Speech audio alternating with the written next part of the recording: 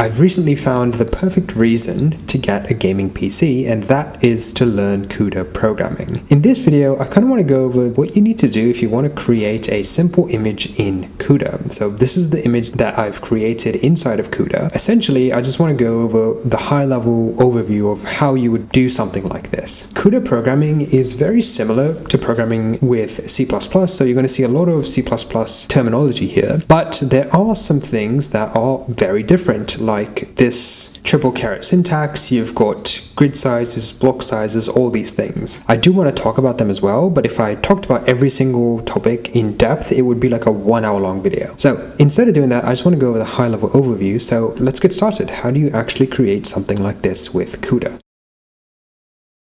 The first thing that you're going to want to do is create your int main function and get the dimensions of the image that you're going to create. This image is 400 by 400, and this is where things get interesting. So the next thing that you're going to need to do is set up memory both on the CPU and the GPU for where you're going to write this data. And of course, the amount of memory that we allocate needs to be the same on both. But the thing is that when you're calculating the size, you actually have to be very specific. So what we want to do is multiply the width by the height. That's going to be 400 times 400, obviously. But we also care about the number of channels, and that's because we're going to be using an unsigned character. So an unsigned character is 1 byte, right? So 1 byte can range between 0 and 255. These are going to be the values that represent the RGB values for the image that we want to create. And of course, if 1 byte has 255, we're going to need 3 of them, right? Because there's R, G, and B. So that's why we're going to want to multiply it by the value 3. That's going to give us the size of the memory that we need. After which, we can create both the memory on the CPU or the host and the GPU, which is the device. So this is how you do that. And notice how there's a small difference here in that on the CPU it's just malloc, and on the GPU it's CUDA malloc.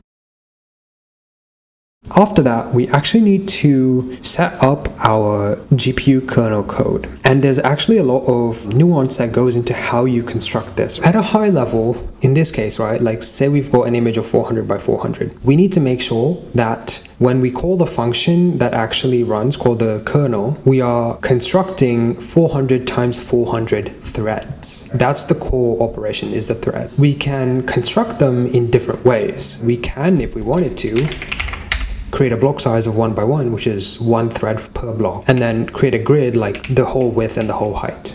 Another way to do it would be to create a block size of 16 by 16. That would be 256 threads. And of course, when you're constructing the grid size, you have to account for the fact that a block has 256 threads, and you can do that by doing a little bit of math here. This is just telling NVCC, the NVIDIA CUDA compiler, hey, look, I want to construct this grid with this architecture. Now, you as a programmer should know which one is better.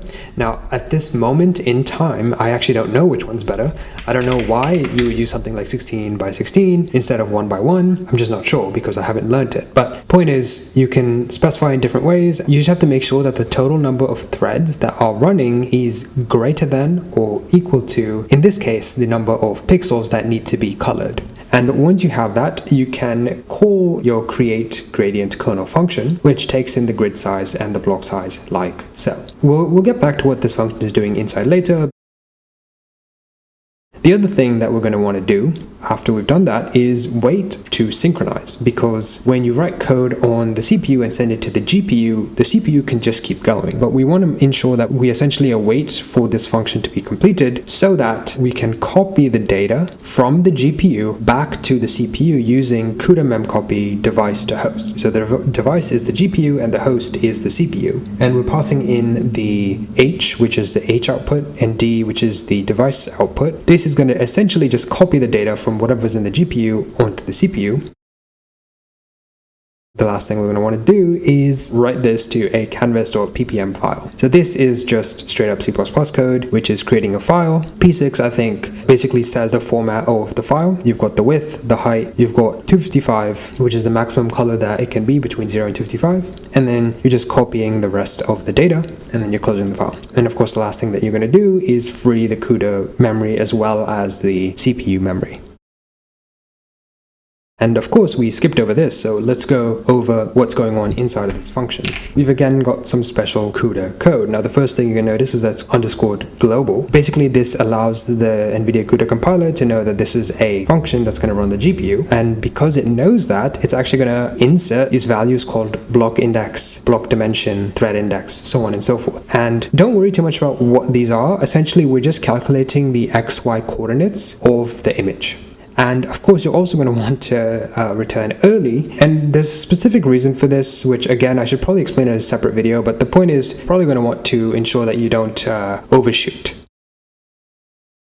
And then this is where the actual code happens, right? So here we're getting the pixel index. The reason we have to do this, by the way, is because images are two-dimensional, but the output is just a one-dimensional array. So for that reason, we calculate the pixel index by multiplying y with the total width, and then of course multiplying that by 3. And here we're creating the RGB values based on the location on the XY plane. And then we're multiplying that by 255, and we're setting that output. At a high level, this is the type of code that you might write in CUDA. So if I were to summarize, the first thing that we did is we constructed the memory on the CPU and the GPU. Then we determined how are we going to configure our CUDA kernel, which is the actual thing that runs on the GPU. Then you actually call the function to draw this. And of course you want to wait for it to finish, otherwise the CPU will just keep going. And finally, you can copy the data from the GPU, and then you can write that to a file, and then you want to free the memory. And this is at the high level what you need to think about when you're writing stuff in CUDA. Start with setting up the memory, configure how you want to write your kernels, actually write your kernel, wait for the kernel to finish, copy the memory back to the CPU, and then, do whatever you want with the result. In this case, I just do it to a file, but you might want to do something else. And of course, at the end, free the data. This is essentially what is the general way that you would write stuff in CUDA. And yeah, that's all I want to talk about in this video. Hopefully that gave a good high-level introduction. Thanks for watching. If you made it this far, hit the like button, and yeah, subscribe for more C++, CUDA, GPU programming deep dives. Thanks for watching, and I'll catch you guys next time.